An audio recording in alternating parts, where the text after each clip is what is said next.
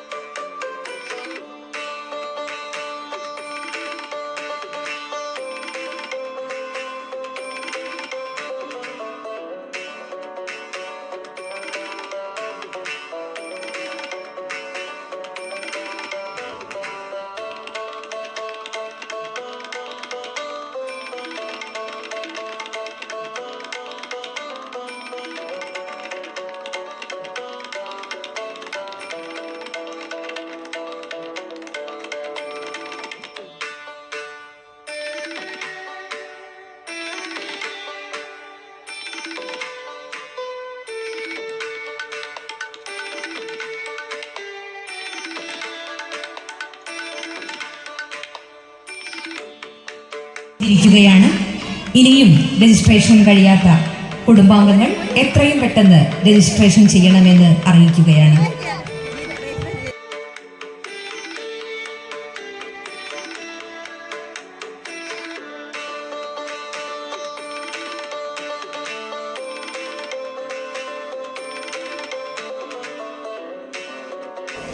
സ്നേഹത്തിലും ഹൃദയബന്ധങ്ങളിലും ഊട്ടിയുറപ്പിച്ച കുടുംബ ബന്ധങ്ങളുടെ അരുണകിരണങ്ങൾ ഏറ്റുവാങ്ങി പിഞ്ചുപാലുകൾ മണ്ണിലുറപ്പിച്ച ആ പഴയ തിരുമുറ്റങ്ങളിലേക്ക് നമ്മൾ ഒരിക്കൽ കൂടി സംഗമോത്സവം സംഗമോത്സവം സംഗമോത്സവത്തിലേക്ക് സ്വാഗതം. സംഗമോത്സവം സംഗമോത്സവം സംഗമോത്സവത്തിലേക്ക് സ്വാഗതം. അടിയോടിലേക്ക് സംഗമം ഈ കുടുംബ സംഗമം. അടിയോടിലേക്ക് സംഗമം ഈ കുടുംബ സംഗമം. കൂട്ടുകൂടിടാം, കൈകൾ കോർത്തിടാം, സംഗമോത്സവത്തിൽ നമുക്കൊത്തുചേർന്നിടാം. സംഗമോത്സവം സംഗമോത്സവം സംഗമോത്സവത്തിലേക്ക് സ്വാഗതം. മഹാമരത്തിൻ ശാഖയിൽ വിരിഞ്ഞ പൂവുകൾ കോർത്തെടുത്തു ഭാരമായി ചേർന്നു നിന്നിടാം. മഹാമരത്തിൻ ശാഖയിൽ വിരിഞ്ഞ പൂവുകൾ കോർത്തെടുത്തു ഭാരമായി ചേർന്നു നിന്നിടാം.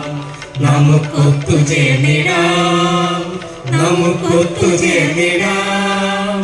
അടിയോടി വീട് സംഗമത്തിൽ ഒത്തുചേർന്നിടാം.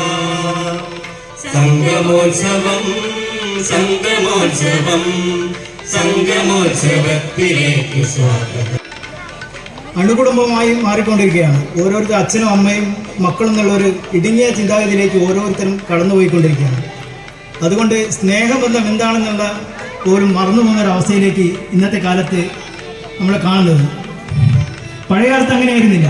പഴയ കല്യാണങ്ങളൊക്കെ ഒരു എന്താ പറയുക, നമ്മളിപ്പോൾ അതിന് വേണ്ട എല്ലാ ഒരുക്കം പന്തലിടലായാലും എന്ത് സംഗതിയായാലും നമ്മൾ എല്ലാവരും ഒത്തുചേർന്ന് ഒരു മാസം അവിടെ തന്നെ പ്രിയ കുടുംബാംഗങ്ങളെ, അടിയോടി വീട്ടിൽ കുടുംബാംഗങ്ങളായ നമ്മൾ ഒത്തുചേരുകയാണ്. ജീവിതത്തിൻ്റെ നാൾവഴികളിൽ പല വഴി തേടി നടന്നു പോയവർ, ജീവിതത്തിൻ്റെ നാനാ മേഖലകളിൽ എത്തിപ്പെട്ടവർ, കുടുംബം കൂടുമ്പോൾ ഇമ്പം ഉണ്ടാവുന്ന കുടുംബം എന്ന വാക്കിൻ്റെ അർത്ഥം കൂടുതൽ അർത്ഥവത്തമാക്കാൻ എത്തിച്ചേർന്ന നിങ്ങളെ ഓരോരുത്തരെയും എൻ്റെ സ്നേഹം അറിയിക്കുകയാണ്. നമ്മുടെ പൂർവികർ അവർ അനുഭവിച്ച പ്രയാസങ്ങൾ, കഷ്ടപ്പാടുകൾ, യാതനകൾ അത് നമ്മേക്കാൾ എത്രമാത്രം സഹായകരമായിരിക്കുമെന്ന് ഈ അവസരത്തിൽ ഓർത്തുകൊണ്ട് ഈ പരിപാടി ഉദ്ഘാടനം ചെയ്യാൻ വേണ്ടി PK സുരേഷ് ബാബുവിനെ ക്ഷണിക്കുന്നു.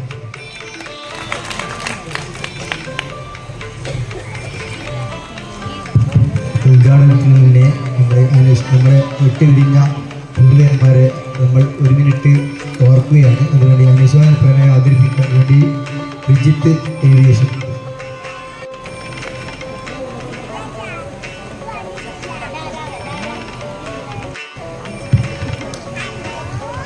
പ്രിയ ജീവിതകാരികളെ, എല്ലാവർക്കുമായ കർത്തവ്യം നമ്മുടെ കുടുംബത്തിനെ നമ്മൾ വിട്ടുപോയ അംഗങ്ങൾക്കുള്ള അനുശോചനം രേഖപ്പെടുത്തുക എന്നുള്ളതാണ്. നമ്മുടെ കാലമുറ ഏകദേശം ഒരു 100-150 വർഷത്തോളം പഴക്കമുള്ള കുടുംബമാണ് അടിയോടി ഒരു കുടുംബം. അപ്പോൾ ഓരോരുത്തരുടെ പേരെടുത്ത് പറഞ്ഞ് അനുശോചിക്കുക എന്നുള്ളതൊക്കെ വളരെ ബുദ്ധിമുട്ടുള്ള കാര്യമാണ്. അപ്പോൾ ഞങ്ങൾക്ക് കിട്ടിയ ഫോട്ടോയും മറ്റു കാര്യങ്ങളൊക്കെ വെച്ച് ഒരു 50 ആളുകളെ ഫോട്ടോവും മറ്റു വിവരങ്ങളൊക്കെ ഏജിൻ്റെ വലുതായിട്ട് ഇവിടെ വെച്ചിട്ടുണ്ട്. അപ്പോൾ നമ്മൾ വിട്ടുപിരിഞ്ഞു പോയ പഴയതലമുറപ്പെട്ട ആളുകൾ അവർ അന്ന് കഴിഞ്ഞ കാലങ്ങളിൽ നടത്തിയ അധ്വാനത്തിൻ്റെയും കഷ്ടപ്പാടിൻ്റെയും ഒക്കെ ഒരു പരിമിത ഫലമാണ് നമ്മൾ അനുഭവിക്കുന്ന കുറച്ചെങ്കിലുള്ള ഈ സുഖ സൗകര്യങ്ങൾ. അപ്പോൾ ഈ കുടുംബസംഗമം നമ്മൾ നടത്തുമ്പോൾ തീർച്ചയായിട്ടും അവരെ ഓർമ്മിച്ചു പോകേണ്ടത് ഉണ്ട്. അപ്പോൾ അതിനുവേണ്ടി നമുക്ക് ഒരു നിമിഷം എഴുന്നേറ്റ് നിന്ന് അവരെ ഒന്ന് അനുസ്മരിച്ച്. അടിയോടി വീട്ടിൽ കുടുംബസംഗമത്തിൻ്റെ കമ്മിറ്റിയുടെ ചെയർമാൻ ശ്രീ സന്തോഷ്, ഈ പരിപാടിയിൽ സ്വാഗത പ്രസംഗം നടത്തിയ ശ്രീ ദിനേശ്, ഇവിടെ അനുശോചനം അറിയിച്ച റിജിത്ത് ഏവി, ആശംസകൾ അറിയിക്കാൻ വേണ്ടി ഇവിടെ എത്തുമെന്ന് പ്രതീക്ഷിക്കുന്ന നൊച്ചാട് ഗ്രാമപഞ്ചായത്തിൻ്റെ പ്രസിഡന്റ് ശ്രീമതി ശാരദ, ഇവിടെ ആശംസ അറിയിക്കാൻ വേണ്ടി വന്നുചേർന്നിരിക്കുന്ന ഡോക്ടർ അശോകൻ നൊച്ചാട്. ഭൂമിയാണെന്നറിയില്ല, ആകാശം അറിയില്ല, അവൻ ആകെ അറിയില്ല. അതുകൊണ്ട് പണ്ടത്തെ ആളുകളുടെയൊക്കെ ജന്മദിനം മലയാള മാസവും നക്ഷത്രമായിരുന്നു അല്ലേ. എൻ്റെ അമ്മ പായസം വെക്കണമെങ്കിൽ ഡേറ്റൊന്നുമല്ല, അമ്മയുടെ മാസം മകനക്ഷത്രത്തിൽ എൻ്റെ അമ്മ അമ്പലത്തിൽ പോകും പായസം. ഒരു 80-75 മുമ്പ് ജനിച്ച വീടിയുള്ള പലർക്കും ജന്മദിനം ആഘോഷിക്കാൻ 3 ദിവസം പറഞ്ഞാൽ ഞാൻ. ഒന്ന് പഞ്ചായത്തിൽ മുനിസിപ്പാലിറ്റിയിൽ നിന്ന് രജിസ്റ്റർ ചെയ്ത ഒറിജിനൽ ഇംഗ്ലീഷ് തീയതി, രണ്ടാമത്തത് മലയാള മാസവും നക്ഷത്രവും, മൂന്നാമത്തത് LP സ്കൂൾ ഹെഡ്മാസ്റ്റർ നിശ്ചയിച്ചു തന്നൊരു തീയതിയിൽ SSLC കുട്ടികൾ. നമ്മളുമായിട്ടൊരു ബന്ധം ഉണ്ടാവില്ല. എന്നെ സ്കൂളിൽ ചേർക്കാൻ വേണ്ടി അച്ഛൻ കൂട്ടി പോയപ്പോൾ മൃത്തൂർ കുഞ്ഞിരാമാഷ് ഹെഡ്മാഷ് ചോദിച്ചു എപ്പം ആരാണ് ഇതിനെ പെറ്റിനും. അച്ഛൻ പറഞ്ഞു കൊരളി മലക്ക് കൊനകൃഷി നടത്തിയ കൊല്ലായി പറ്റി. അതേത് കൊല്ലാടോ? കണ്ണവും പാലത്തിൻ്റെ കണ്ണടഞ്ഞിട്ട് വെള്ളപ്പൊക്കം ഉണ്ടായ കൊല്ലോ. ഇതേടുന്ന് മാഷ്ക്കറിയാം. മാഷ് പറഞ്ഞ് ജൂണിൽ 5 വയസ്സ് തകയാണെങ്കിൽ മെയ്യിൽ തെറ്റാല്ലേ 5 വയസ്സ് തകയും. അതുകൊണ്ട് മാഷ് പറഞ്ഞ് നിന്റെ ജന്മദിനം മെയ് 4. അതാ എൻ്റെ SSLC കുട്ടികൾ. ഇപ്പോ ഞാൻ ഫേസ്ബുക്ക് അക്കൗണ്ട് തുറക്കുമ്പോൾ SSLC ബുക്കിലുള്ള ഡേറ്റ് ഓഫ് ബർത്ത് കൊടുത്തു. അപ്പൊ ഇപ്പൊ എന്താന്ന് പറഞ്ഞാൽ ഈ 4-ാം തീയതി തലേദിവസം രാത്രി എന്റെ ഫേസ്ബുക്ക് ഫ്രണ്ട്സിനെല്ലാം ശുക്രൻ എന്ന മെസ്സേജ് നോട്ടിഫിക്കേഷൻ ആയിരിക്കും. ശുക്രൻ തന്നെ അറിയാം. ശുക്രൻ ഫേസ്ബുക്കിന്റെ മോലാളിയുടെ പേരാ ശുക്രൻ. ശുക്രൻബർഗ് ആ മെസ്സേജ് ആയിരിക്കും. നാളെയാണ് ഈ ചങ്ങായിന്റെ ജന്മദിനം ആശംസിക്കുന്നത് അറിയിച്ചത്. അപ്പൊ എനിക്ക് മെയ് 4-ാം തീയതി രാവിലെ ഹാപ്പി ബർത്ത്ഡേ ഇങ്ങനെ വരും. ഞാൻ അതുപോലെ മരിച്ചുപോയ മുത്തൂർ കുഞ്ഞിരാമാഷിന്റെ പാതാര വിലങ്ങളിലേക്ക് പോകുന്നു. കാരണം അയാൾ ഉണ്ടാക്കിയല്ലോ, ഞാൻ എനിക്കൊരു ഒന്നുമില്ല. അപ്പൊ 3 ജന്മദിനായോ. നക്ഷത്ര പിറന്നാൾ 27 നക്ഷത്രം, മനസ്സിലായോ? ഈ മാസത്തിൽ 27 ദിവസമേ ഉണ്ടായിട്ടുള്ളൂ. അതുകൊണ്ട് നമ്മൾ കഴിഞ്ഞറിയോ, ഒരു കൊല്ലം ഭൂമി സൂര്യനെ ചുറ്റണമെങ്കിൽ എത്ര ദിവസം വേണം? 365 ദിവസം വേണം. നമ്മളെ കയ്യിൽ എത്ര ദിവസമുണ്ട്? 27 ഗുണിക്കണം 12. 12 മാസം 27 ദിവസം കൂട്ടി എത്ര ദിവസമായി? 324 ദിവസമേ ഉള്ളൂ. മണ്ഡലം പൂർത്തീകരിക്കണമെങ്കിൽ, മണ്ഡലം എന്ന് പറഞ്ഞാൽ വട്ടം പൂർത്തീകരിക്കണമെങ്കിൽ 365 ദിവസം വേണ്ടേ? അപ്പൊ ഈ കുറഞ്ഞു പോയ ദിവസം എന്ത് ചെയ്യും? എത്ര ദിവസമാണ് കുറഞ്ഞ്? 365 കിഴിക്കണം 324 സമം 41 ദിവസം. ആ 41 ദിവസം പ്രാർത്ഥനയ്ക്കും വ്രതത്തിനും വേണ്ടി ഒരു മാസം ഉണ്ടാക്കി. അതാ മണ്ഡലമാസം. മണ്ഡലം കംപ്ലീറ്റ് ആക്കാൻ 41 ദിവസം മണ്ഡലമാസം വന്നതിന്റെ കണക്ക് മനസ്സിലായോ? അപ്പൊ 27 ദിവസം ഒരു കുട്ടീന്റെ ദിവസം കഴിഞ്ഞിട്ട് ഒരു കുട്ടീന്റെ ജന്മനക്ഷത്രം ഫസ്റ്റിന് വരുമപ്പ 28. അന്ന് പേര് വിളിക്കൂലേ, പാല് കൊടുക്കൂലേ, അരയിലൊരു നൂല് കെട്ടൂലേ? എന്തിനാ അരയിൽ നൂല് കെട്ടുന്നതിന്റെ അർത്ഥം അറിയാം അവർക്കൊന്നും? ഞാൻ അമ്പലത്തിലെല്ലാം പ്രസംഗിക്കാൻ വരുന്ന സ്വാമിമാരോടും ആധ്യാത്മിക പ്രഭാഷകന്മാരോടെല്ലാം ചോദിച്ചു, ഈ അരയിലെ നൂല് കെട്ടുന്നത് എന്തിനാണ്? ആരും ഒരു ഉത്തരം പറഞ്ഞു തന്നില്ല. ഞാൻ എൻ്റെ നാട്ടിൽ പാട്യം പഞ്ചായത്തിന്റെ വയോജന സംഗമത്തിൽ ഞാൻ ഈ ചോദ്യം ചോദിച്ചപ്പോ റിട്ടയർഡായ ഒരു സാവിത്രി ടീച്ചർ പറഞ്ഞു, ആരും ഉത്തരം പറഞ്ഞു തന്നിട്ടില്ലെങ്കിൽ എനിക്ക് തോന്നുന്നു ഉത്തരം പറയാം. എന്താ? കുഞ്ഞിനെ ആരാ ഗർഭം ധരിക്കുന്നത്? അമ്മ. പ്രസവിക്കുന്നതോ അമ്മ മാത്രം. മുലയൂട്ടുന്നതും അമ്മ മാത്രം. എല്ലാം ചെയ്യുന്ന ആരാ? അമ്മ മാത്രം. പക്ഷെ കുട്ടി അമ്മേന്റെ മാത്രമല്ലല്ലോ. അല്ല, അച്ഛന്റെ കൂടിയല്ലേ? അതെ. അപ്പൊ അച്ഛൻ ഒരു പ്രയാസവും പരാതിയും വേണ്ടാന്ന് വിചാരിച്ചിട്ട് 28ാമത്തെ ദിവസം കുട്ടീനെ പാർട്ടീഷൻ ചെയ്ത് 2ആക്കി നടുക്കൊരതിരിടുന്ന പകുതി അച്ഛനും പകുതി അമ്മക്ക്. അതിനായി അരയില നൂല് കെട്ടുന്നത്. ഇങ്ങനെയാണോ? അല്ല. കേൾക്കാൻ നല്ല സുഖമുള്ള മറുപടിയല്ലേ? ഈ അരയില നൂല് കെട്ടുന്നതിന് വലിയൊരു അർത്ഥമുണ്ട്. ഈ നൂലെന്ന് പറയുന്നത് സംസ്കാരത്തിന്റെ പ്രതീകമാണ്. പ്രതീകം എന്ന് പറഞ്ഞാൽ എന്താണെന്നറിയാം? നമ്മൾ ഒരു കാര്യം ബോധ്യപ്പെടുത്താൻ വേണ്ടി അതിന് പകരം ഉപയോഗിക്കുന്ന ചിഹ്നങ്ങളെയോ വസ്തുക്കളെയോ ശബ്ദത്തെയോ ആണ് പ്രതീകം എന്ന് പറയാം. ഇപ്പൊ പണ്ട് സ്കൂളിൽ പഠിക്കുമ്പോ വിരല് കാണിച്ചിട്ട് ഇതൊരു ടെസ്റ്റ് ട്യൂബാണെന്ന് വിചാരിക്കുക എന്ന് കെമിസ്ട്രിയുടെ ടീച്ചർ പറയില്ലേ? അതിൽ സൾഫ്യൂരിക് ആസിഡ് ഒഴിച്ചു എന്ന് വിചാരിക്കുക, അതിൽ പൊട്ടാസ്യം പെർമാംഗനേറ്റ് ഇട്ടു എന്ന് വിചാരിക്കുക. എന്ത് രാസമാറ്റം സംഭവിക്കുമെന്ന് കാലക്കേടിന് എന്നോടാണ് ചോദിച്ചത്. ഞാനൊരു ഉത്തരം പറഞ്ഞു. ഉത്തരം പറഞ്ഞിട്ട് തന്നെ ടീച്ചർ ക്ലാസ്സിൽ നിന്ന് മൊത്താക്കി കളഞ്ഞു. ഞാൻ ഉത്തരം പറഞ്ഞു എന്ന് വിചാരിക്കുക എന്നായിരുന്നു. എല്ലാം വിചാരിക്കണം, ഇതിന് അതുകൂടി വിചാരിച്ചാൽ. അപ്പോ ഒന്നിന് പകരം ഉപയോഗിക്കുന്നു. ഇപ്പൊ ചക്ക എന്ന വാക്ക് പ്രതീകമാണ്. ചക്ക എന്നത് ചക്കയുടെ ഒച്ചയല്ലല്ലോ, ചക്ക എഴുതിയ ചക്കയുടെ ചിത്രവും അല്ലല്ലോ. എന്നിട്ട് ചക്ക എന്ന് പറയുമ്പോൾ നിങ്ങളുടെ മനസ്സിൽ വന്നില്ലേ, കുരു ഒന്നെങ്കിലും വേണം, മാറാതോരോ ചൊളയിലും നടുക്ക് കുഞ്ഞു വിളഞ്ഞീര് ചേർന്ന് വന്ന ചക്കയാവുന്ന സാധനം മനസ്സിൽ വന്നില്ലേ? അതുപോലെ നൂലൊരു പ്രതീകമാണ്. എന്ത്? നൂലിന്റെ പ്രത്യേകത അതിന് അറ്റമില്ല. പിരിച്ച് എത്രയും നീട്ടി കൊണ്ടുപോകാം. അതാ നൂല്. സംസ്കാരം പോലെയാണ്. സംസ്കാരം എന്താ? സംസ്കാരം നമ്മൾ പിരിച്ചു നീട്ടുന്ന. എന്റെ അച്ഛൻ അമ്മയും പിരിച്ചതിന്റെ ബാക്കിയല്ലേ ഞാൻ പിരിക്കുന്നത്? ഞാനും എന്റെ ഭാര്യയും പിരിച്ചതിന്റെ ബാക്കിയാ എന്റെ മക്കൾ പിരിക്കുക. അങ്ങനെ തലമുറ പിരിച്ചു നീട്ടുന്നതാണ് സംസ്കാരം. ഞാനിപ്പോ മലയാള ഭാഷയെ നിങ്ങളോട് പറയുന്നത് ഞാൻ കണ്ടുപിടിച്ച ഭാഷയല്ല, എന്റെ അച്ഛൻ കണ്ടുപിടിച്ച ഭാഷയല്ല, എഴുത്തച്ഛൻ കണ്ടുപിടിച്ച ഭാഷയല്ല. 9ാം നൂറ്റാണ്ടിലെ മാമ്പള്ളി ലിഖിതം മുതൽ ഫോൺ തിരിച്ചു തന്നപ്പോ ഇപ്പൊ ആൻമിയുടെ കയ്യിൽ ഫോണുണ്ടോ? ഇല്ല. അതുപോലെ പരീക്ഷ കഴിഞ്ഞ കുട്ടികളുടെ കയ്യിൽ ഉത്തരവില്ല. ഇതാ 10 കഴിഞ്ഞ് +1 ചെയ്യുമ്പോൾ 10ലെ പോയി.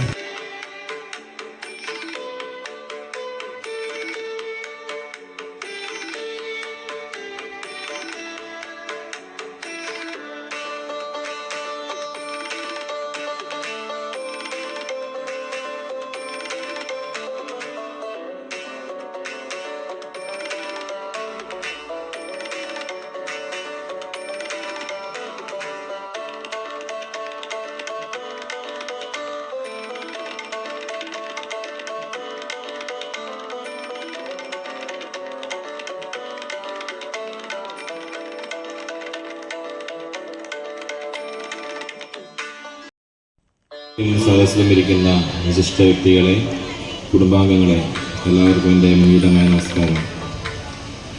ഈ ഒരു സുദിനത്തിൽ എൻ്റെ കർത്തവ്യം അടിയോടി കുടുംബത്തെ നിങ്ങൾക്ക് മുന്നിൽ പരിചയപ്പെടുത്തുക എന്നുള്ളതാണ്. കുടുംബത്തെ എന്തിനെ പരിചയപ്പെടുത്തണമെന്ന് നമ്മളെല്ലാവരും വിചാരിക്കും.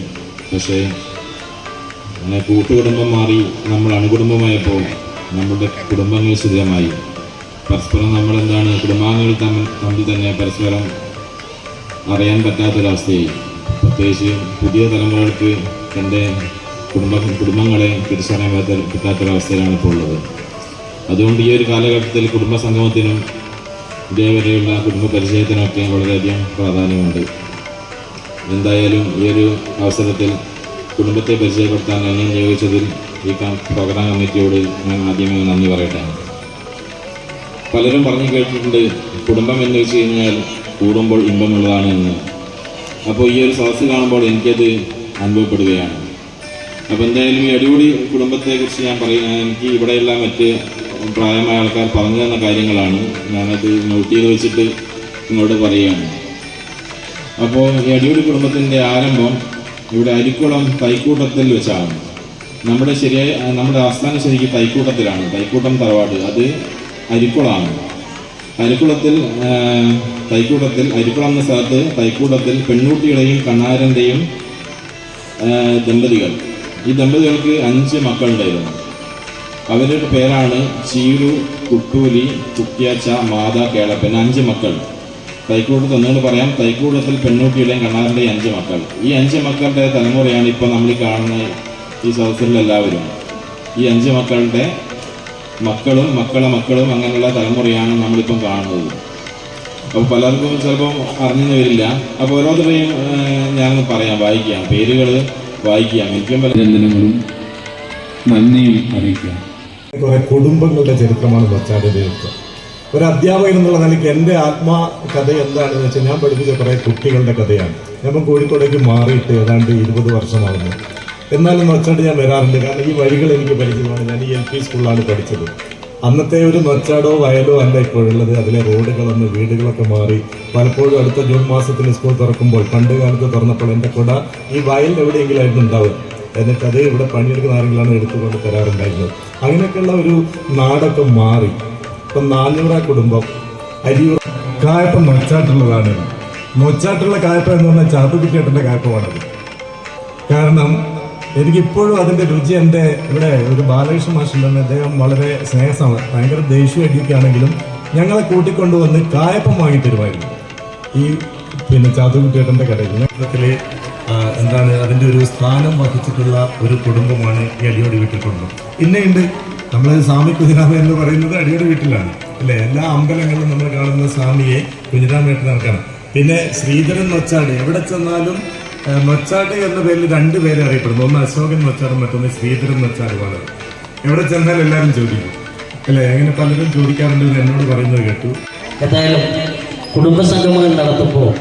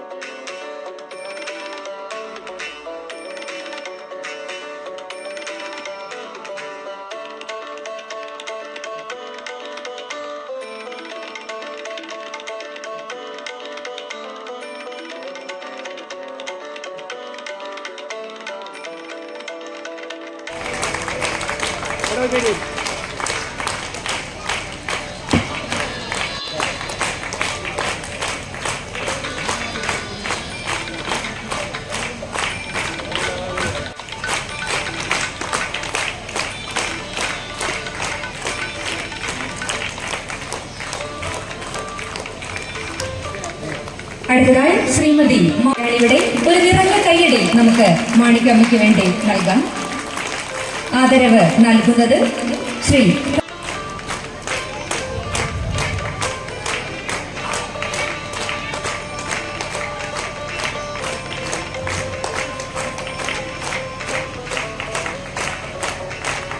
അടുത്തതായി നമ്മൾ ആദരിക്കുന്നത് ശ്രീ കുഞ്ഞിക്കണ്ണൻ.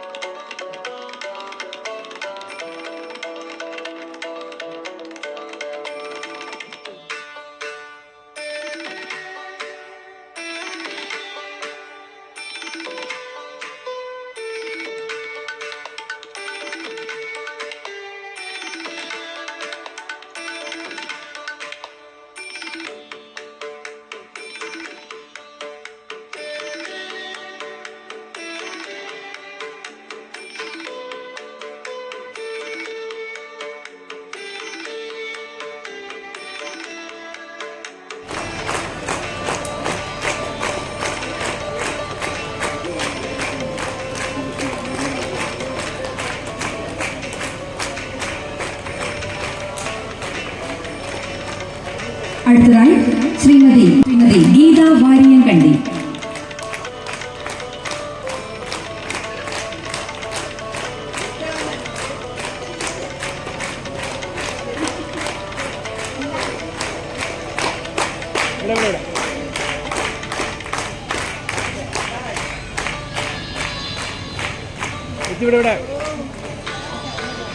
സ്നേഹാദരവ് ഇവിടെ അവസാനിച്ചിരിക്കുന്നു. അടുത്തത് അടിയോടി വീട്ടിൽ കുടുംബ സംഗമത്തിന്റെ സ്വാഗതഗാനത്തിന്റെ രചയിതാവ്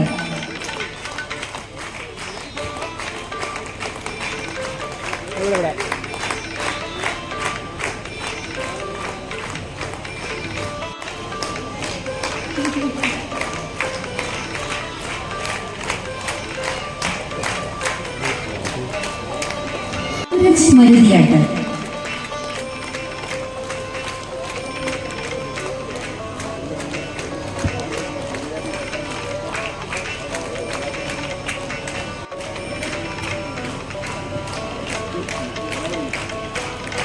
ശ്രീമതി പെണ്ണൂട്ടിയിരിക്കുന്ന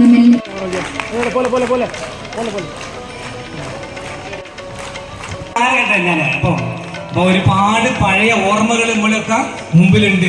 അപ്പൊ അടിയോടി വിട്ട തറവാട്ടില് കടപ്പമ്മോന് അതുപോലെ തന്നെ അമ്മായി എല്ലാവരും കൂടി കൂടിയിട്ട് എന്നെ പോലത്തെ ആളുകളൊക്കെ തന്നെ ചേർത്ത് പിടിച്ച് ഒരു ഭക്ഷണവും ഇല്ലാത്ത കാലത്ത് സ്നേഹത്തോടുകൂടി തഴുകി തലോടി പോയ ഒരുപാട് ആളുകളുടെ മൺമറഞ്ഞു പോയ ആളുകളെ നമ്മുടെ ഹൃദയത്തിലൊക്കെ ഉണ്ട്. ഹൃദയ പിൻതന്ത്രയിൽ ആരോ നിവേദിച്ച മരണമകൽപ്പന പോലെ അല്ലേ ഒലൊക്കെ നമ്മൾ ഓർമ്മിക്കുന്നുണ്ട്. എണ്ണിയാ തീരാത്ത ആളുകള് നമ്മളെ കൂട്ടത്തുനിന്ന് മരിച്ചുപോയ ആളുകളുടെ ഫോട്ടോ ആണ് അവിടെ വെച്ചിരിക്കുന്നത്. അപ്പൊ ഈ സംഘാടകർ ഒരുപാട് കഷ്ടപ്പെട്ടിട്ടുണ്ട് അത്തോതിൽ വീടുകളൊക്കെ സംഘടിപ്പിക്കാണ്ട്. അതിന് നന്ദി അറിയിക്കുകയാണ്. എൻ്റെ ഒരു പാട്ട് ഞാൻ വെറുതെ പാടാം. ഓക്കെ, ഞാനൊന്നും പാട്ട് പഠിച്ച ആളല്ല, പാട്ട് പഠിച്ചിട്ട് വന്നവനല്ല, ഡാൻസ് പഠിച്ചിട്ട് വന്നവനല്ല. പക്ഷെ എന്തെല്ലോ ചെറിയ ചെറിയ ചെറിയ ചെറിയ ചെറിയ കാര്യങ്ങൾ എൻ്റെ ഹൃദയത്തിൽ ഉണ്ട്. പാണ്ടിക്കോട്ട് കടാരക്കുട്ടിയാട്ടെ എൻ്റെ മുഖത്ത് എന്നെ നോക്കിക്കുന്നുണ്ട്. കടാരക്കുട്ടിയാൻ്റെ വീട്ടിൽ ഒരുപാട് കാലം ഞാൻ വീട്ടിലുണ്ട്. എൻ്റെ തൊടിയിലെ കുട്ടിയാടനും എന്നെ തന്നെ നോക്കിക്കുന്നുണ്ട്. അവിടെയൊക്കെ തന്നെ ഒരുപാട് ആളുകളെ, പ്രത്യേകിച്ച് ഗളപ്പമ്മോൻ എന്നെ വീട്ടിൽ നിന്ന് ഒരു സൈഡിൽ ഭക്ഷണം കഴിക്കാൻ ഗതിയില്ലാത്തപ്പോൾ ഒരു സൈഡിൽ വന്ന് ഞാൻ ഇരിക്കാൻ ആ തൂണിൻ്റെ അടുത്ത് നിന്ന് ഒരു ജേണ പിരിയലുണ്ട്, ചാവിടിക്കാൻ പിരിയ മനസ്സിലെ. അങ്ങനെ വളർത്തി കലാകാരനാക്കിയാണ് ഈ കുടുംബം. ആ കുടുംബത്തിന് എല്ലാവിധ നന്ദിയും പ്രകാശിപ്പിക്കുന്ന എൻ്റെ കുടുംബത്തിൻ്റെയും നന്ദിയും കടപ്പാടായിരിക്കണം. ഒരു പാട്ട് ഞാൻ പാടാം. ഓക്കെ. വാഗപ്പോമരം ചോടും വാരിളം പൂങ്കുലയ്ക്കുള്ളിൽ വാടകയ്ക്കൊരു മുറിയെടുത്തു വടക്കൻ തെന്നൽ പണ്ടൊരു വടക്കൻ തെന്നൽ. വാഗപ്പോമരം ചോടും വാരിളം പൂങ്കുലയ്ക്കുള്ളിൽ വാടകയ്ക്കൊരു മുറിയെടുത്തു വടക്കൻ തെന്നിൽ പണ്ടൊരു വടക്കൻ തെന്നിൽ. വാതിലിൽ വന്ന്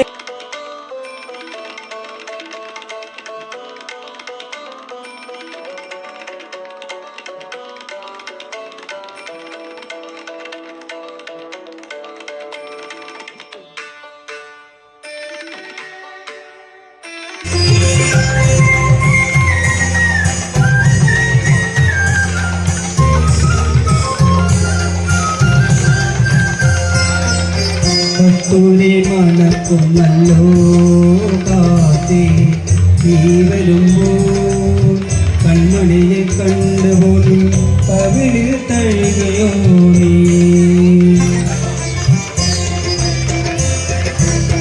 വെള്ളിമണിക്കിലുങ്ങുന്നല്ലോ തുള്ളിത്തുള്ളോട്ടെ ഞാനിരുന്നു അങ്ങനെ കണ്ണെഴുതി ആലിലത്താലി ചാത്തി അറപ്പുരവാതിലിൽ ഞാൻ കാത്തിരുന്നു. അതുകൊണ്ട് നമ്മൾ എന്നും വരെ പ്രശംസിച്ചാൽ തീരെ മതിയാവത്തില്ല. ഒന്ന്. രണ്ടാമത്തെ കാര്യം, നമ്മൾ ഈ കുടുംബ സംഗമം എന്നത് വെറും ഭക്ഷണം കഴിക്കലോ ഫോട്ടോ എടുക്കലോ അല്ലെങ്കിൽ നമ്മൾ നല്ല ഭക്ഷണം കഴിച്ചു പോയി അങ്ങോട്ടും ഇങ്ങോട്ടും സംസാരിക്കുകയല്ല. നേരത്തെ സുരേഷ് ബാബു സാറ് പറഞ്ഞ് പല കാര്യങ്ങളും നെഞ്ചോട് ചേർത്ത് നമ്മൾ അതിനെ അനുകരിക്കുകയാണെങ്കിൽ സമൂഹത്തിൽ നിന്ന് നടക്കുന്ന ഒട്ടനവധി നെഗറ്റീവുകളെ മാറ്റാനുള്ള ഒരു ക്ലാസ് നമുക്ക് സുരേഷ് ബാബു തന്നിട്ടുണ്ട്. അത് നമ്മളെന്നും പ്രശംസനീയമാണ്. നമ്മളെന്നും അതിനെ നെഞ്ചോട് ചേർക്കാണ്. ഒരിക്കലും നമുക്ക് ഒരു ഫെയിലിയർ ആവാത്ത ഒരു പോസിറ്റീവ് ആറ്റിറ്റ്യൂഡ് കൂടി മുന്നോട്ട് പോകാനുള്ള ഒരു പവർ നമുക്ക് അദ്ദേഹം തന്നിട്ടുണ്ട്. ഈ ഫാമിലി സംഗമത്തിൽ ഏറ്റവും പ്രധാനമായി ഇവർ ആദ്യമായി പോയിന്റ് ചർച്ച ചെയ്തിട്ടായിരുന്നു. അത് അവർ വിജയകരമായി പൂർത്തിയാക്കിയതിൽ ഒരു 100 കയ്യടി അവർക്ക് കൊടുത്തേ പറ്റൂ. അതിലൊരു സംശയവുമില്ല. രണ്ടാമത്തെ കാര്യം, പിന്നെ ഞാൻ നേരത്തെ പറഞ്ഞതുപോലെ തന്നെ ശ്രീധരനോട് പറഞ്ഞു, ഒന്നിൽ നിന്ന് തുടങ്ങി ഇത്രയും വളരെ ഭംഗിയായി നന്നാക്കാൻ പറ്റിയതിൽ ഇവരെ നമ്മൾ അഭിനന്ദിച്ചേ പറ്റൂ. അതിൽ യാതൊരു സംശയമില്ല.